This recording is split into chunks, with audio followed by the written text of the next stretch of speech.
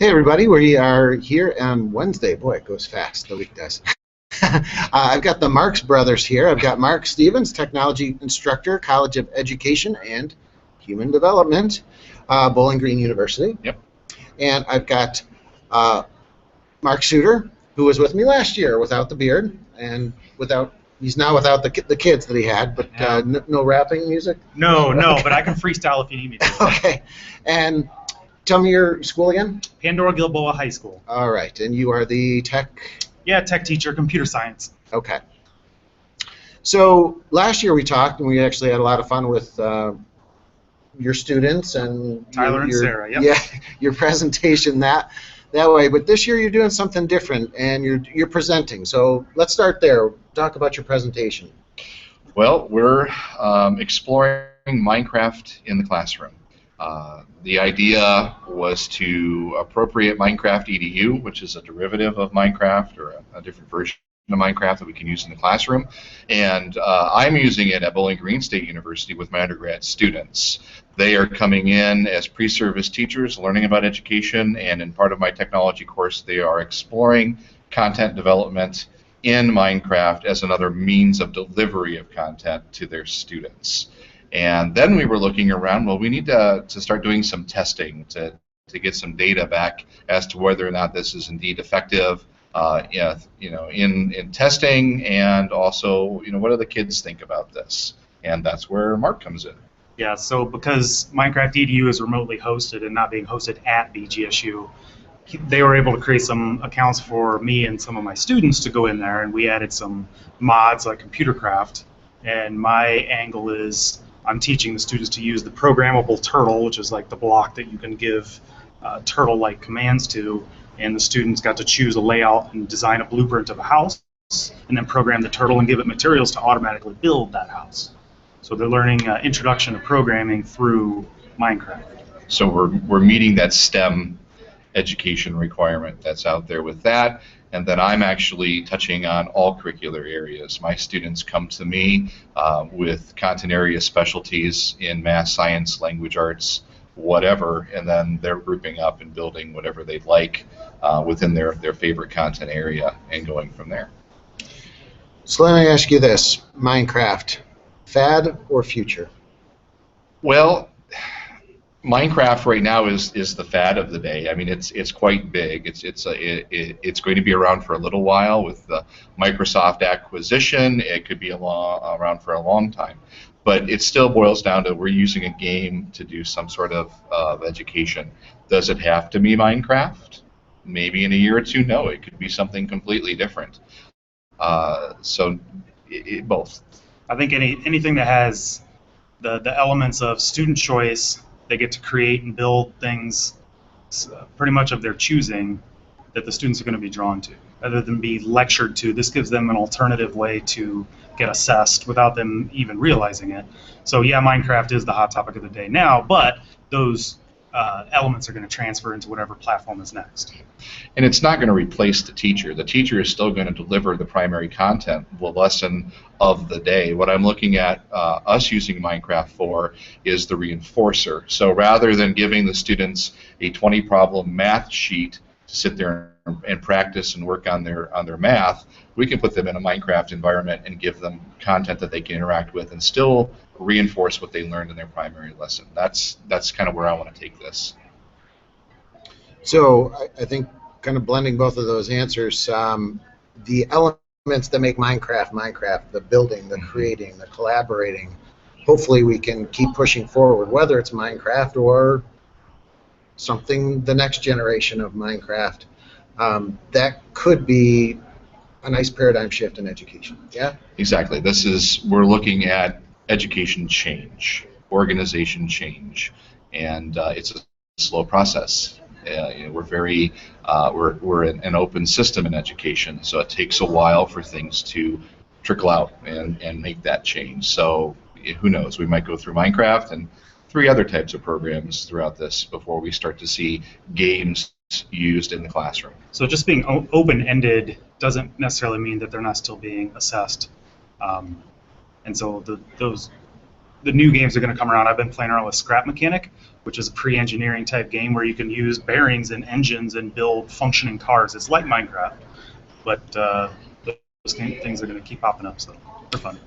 So I know in most programs, and even whether it's the fad or the future, I tend to think it's the future. But I think one of the hurdles is first just teacher anxiety about programs. Cost is going to be another one. I could probably just stop there at those two. Yeah. Because those are the biggies. So how do we? What's your kind of success, hopefully, in maybe bridging those? Well, once hurdles? it's modeled and proven, cost is dollars are already being spent. And if you just reappropriate those dollars from one system instead of classroom clickers or smart boards, it's now into this other stuff. I don't think it's going to be additional cost. It's just going to be reappropriated.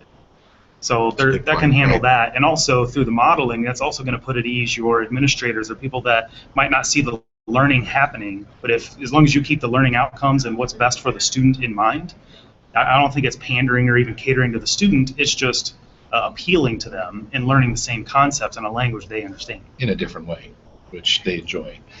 Teachers, there's a time commitment involved there that they have to put forward, but we went with the MineCraftEdu platform because there were pre-generated worlds already made in various curricular areas that we could just appropriate and use.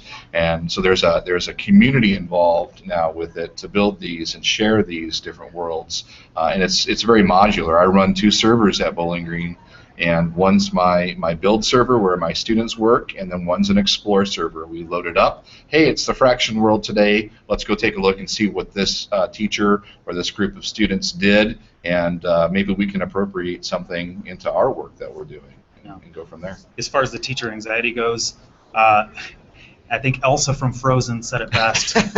You just got to let it go and essentially get over ourselves as teachers as being the person in charge. And it's okay if we are not the expert in that, because it's actually empowering to the student rather than detrimental to them. Putting them in a position of teaching the teacher actually can really bring out your shy, anxious students and put them in a power position. And if we're okay with that, that's really going to help them down the road anyways, confidence-wise, differentiation. It's all there. It's just the teacher has to recognize it and say, okay, I'm going to step off to the side and just manage. I think that's a great point, and I think it taps into, I think, teachers by nature are caring people, and they want to see students succeed.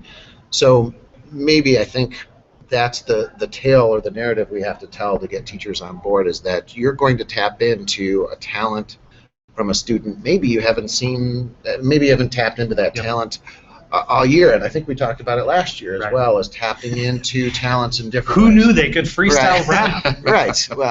Well, yeah. Right. Yeah, but you're right. So maybe that's that one way we can start opening the door to getting this in, because I think what you guys are doing is really revolutionary. I think you're on the crest of the wave, which is always you've got a medal on your chest and a target on your back, right? Right. So, just where you want everything to be. Right. Right. And Microsoft's going to help with that too, because since they are the owner now, they're going to want it to be an education too. So they're going to kind of destigmatize it a little bit for the people in charge that are writing the checks. Microsoft has been doing a lot of education, K-12 initiatives as well, and I think this is one piece of that. So I think that's another nice piece, is that you've got a bigger company with money and motivation to see these things through. So I think those all lead to, instead of a fad, the future. So when is your presentation tomorrow for those? 1:15 to 2 o'clock in the D wing. I don't know the room off the top of my head. 2:30 or something. And they gave us a double room, so hopefully we'll have plenty of room for everybody to come on in, and it will be an interactive session, so you will be able to answer and ask a lot of questions. Bring your foam swords. Yes. We're going to LARP. Excellent. All right, it is time now for the Speed Geek questions. You guys It's my favorite part. Okay. Let's hope you don't get any of the questions you got from last year. Oh, I got a great one for this. First computer. First computer. Go ahead. Mine was the IBM 386 and 486, working in DOS, playing the Janitor Joe games, the ASCII art. And there's a hidden in the first level of Janitor Joe. If you jump on the far right side of the level, you go to a little hidden gem level. I didn't Little have tidbit anything for as DOS gamers. glorious as what you had. I had a Texas Instruments TI-99/4A. That's a calculator. With a whopping 16 kilobytes of RAM that I spent the entire summer mowing lawns and doing chores and spent $300. I added a 5¼ inch floppy disk and another 16 kilobytes of RAM for a whopping 32 kilobytes of RAM. I heard they're bringing Still it back. Did you hear that? Yeah, I'd love to have another one just to put it, so let it collect dust. Yeah, so. with a flash drive. Right. You can have it on the flash drive. There you go. All that computing powder on Yeah, one flash drive. Yep. All right, let's go. My turn. Okay. I got this. Don't be the Gryffindor one. Don't be that one. Oh, here we go. Favorite browser. So Chrome, Firefox, I Edge. teaching technology to my students, and we have to really approach a cross-platform mentality in education. I have Chrome, Firefox, I have Safari, I have everything. At one time, I was even using Opera, if you remember Opera. I do. I think it's still out there. So there you go. So I'm not anyone. If I had to really pick, I'm happy with Google right now. So Google Chrome too. Yeah, I've been on Chrome for the most part, but Firefox in some situations. The old screencast-o-matic videos rely on a Java plugin that Chrome has now blocked, so my students can't watch a lot of my tutorials. So we do have to have multiples, yes. It's probably a security thing. It's probably for my own good, but I don't care. I need to be able to watch my tutorials. Screencast must be done. Yes. Okay, one more. All right, let's do it. Come on, $10,000. Oh, favorite tablet.